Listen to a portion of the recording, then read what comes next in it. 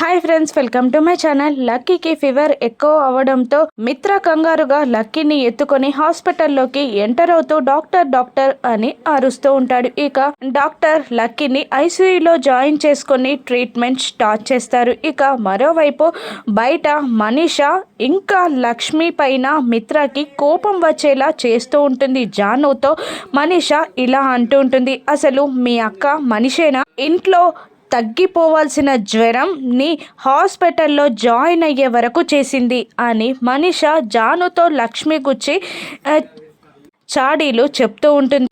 అసలు అంత చిన్న పిల్లని వదిలేసి వెళ్ళిపోవడానికి మీ అక్కకి ఎలా మనసొచ్చింది అని మళ్ళీ మనీషా అంటూ ఉంటుంది. ఇక దేవయాని లక్కీ లక్ష్మి కన్న కూతురు కాదు కాబట్టే అలా వదిలేసి వెళ్ళింది. అదే జున్ను తన కన్న కొడుకు.